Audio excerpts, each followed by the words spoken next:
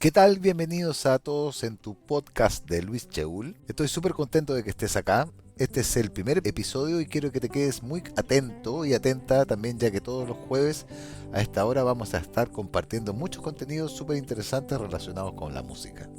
Hoy vamos a ver por qué era mejor la música de antes. ¿Ya? Eso lo hemos escuchado muchísimas veces en nuestras vidas, sobre todo siempre por las generaciones que nos anteceden, nuestros abuelos, nuestros padres, o de nuestros padres siempre nos decían, oye, mi papá decía eso, o sea, mi abuelo.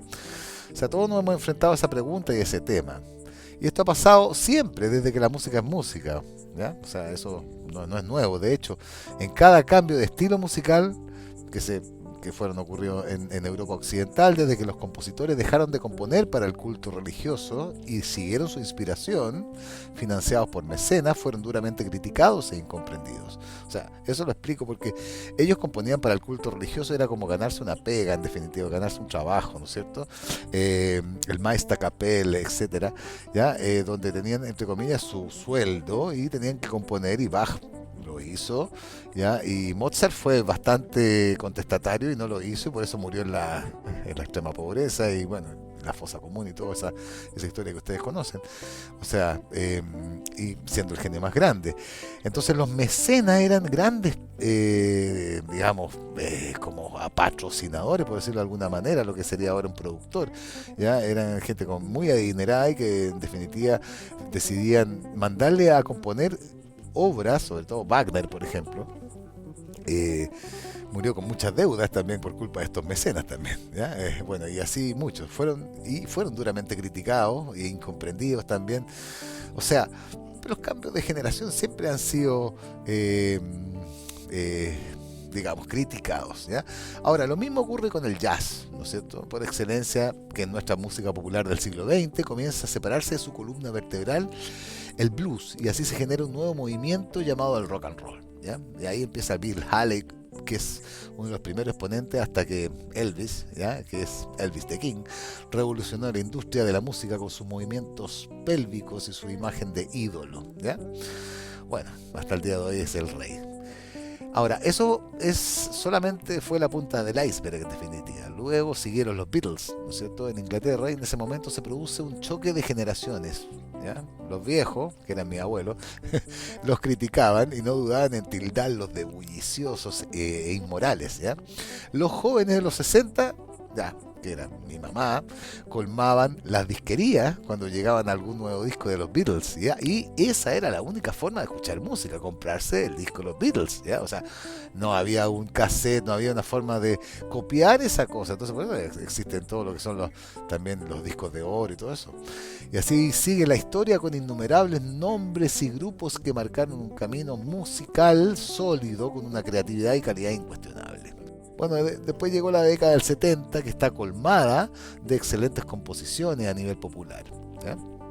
Aquí empieza la tecnología a formar parte de la música y a aportar con nuevas sonoridades, ¿ya?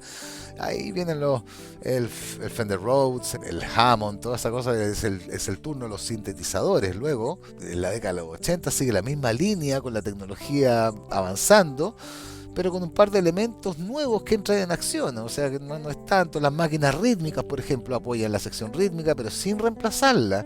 Es decir, el factor humano seguía siendo la parte indiscutida de una pieza musical. Yo recuerdo perfectamente que había una serie americana que se llamaba Alf. En realidad es bastante bonita la música del jingle, ¿ya? De Alf, ¿ya? Yo me acuerdo que ese bajista a mí me impresionaba, y de hecho lo grabé, lo grabé así con un micrófono nomás desde la televisión, solamente para escuchar cómo tocaba, y tenía una onda funkera de slap muy muy muy rica. Ahora, esas son algunos de los ejemplos. Por ejemplo, el de los picapiedras para cantar con cosas. Los monitos animados fueron siempre acompañados por grandes compositores, grandes músicos, grandes orquestas que grabaron para que se diera eso, en definitiva, ¿ya? O sea, en definitiva, todo estaba sincronizado, músicos con música, en definitiva. Ahora, pasamos a los 90, en donde la tecnología sigue incrementando su desarrollo, ¿ya? Y el músico se va rodeando de estos nuevos juguetes, y ahora eran súper entretenidos y hacían muchas cosas y enriquecían aún más la sonoridad de una banda o proyecto musical, pero ahí en esta misma década en donde para mi gusto queda la tendalada, porque es en donde se pone a disposición del mundo entero, ya sea músico o no, el home studio, ¿ya?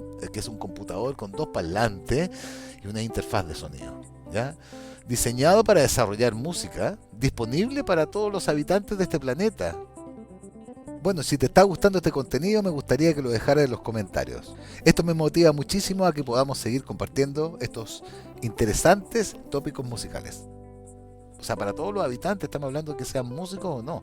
¿Ya? Entonces, en definitiva, cualquier persona, siendo músico, aficionado, profesional o simplemente no siendo músico, ¿ah? No siendo músico, o sea, siendo dentista y creyendo que es músico, pero con ganas de hacer música, que pueden haber millones, no digo que esté bien o mal, podía acceder a desarrollar una canción sin tener que estudiar formalmente o dominar al menos un instrumento como lo hicieron los músicos de antes, como lo hicimos nosotros. O sea, lo que hicimos nosotros en definitiva era reservado solamente para nosotros. Y lo que, estoy hablando de nosotros, y lo que hicieron todos los músicos de antes también. O sea, toda la música era reservada solamente para los músicos. No había forma de hacer música si es que no eras músico, ¿ya? Y bueno, toda esta tecnología puso a disposición esta facilidad y bueno, llegamos al siglo XXI en donde escuchamos música que en la mayoría de los casos no proviene de un músico. O sea, seamos sinceros, no proviene de un músico, sino de una máquina programada con una determinada plantilla o fórmula infalible. ¿Ya? Es decir, las canciones que escuchamos en la actualidad están hechas por un usuario, me da pena decirlo, pero que rara vez es músico. No digo que sea malo o bueno, ¿eh? Simplemente me refiero a que los que fuimos jóvenes en los 80 pudimos escuchar en las fiestas, radio, reuniones de amigos música de élite y de una gran calidad. No teníamos idea. Sin saberlo fuimos privilegiados y estábamos siendo parte de un proceso histórico. En definitiva, creo que fuimos los últimos jóvenes que escuchamos música compuesta por músicos. Me encantaría saber tu opinión al respecto. ¿Qué opinas tú con respecto a esta evolución musical? Este ha sido por hoy el primer episodio del podcast de Luis Cheul. Espero sinceramente que te haya gustado. Ahora, deja siempre tus comentarios porque estoy pendiente siempre de lo que opinan ustedes. Estoy atento a sus opiniones y también te invito a compartir este contenido con tu comunidad musical. Así crecemos todos.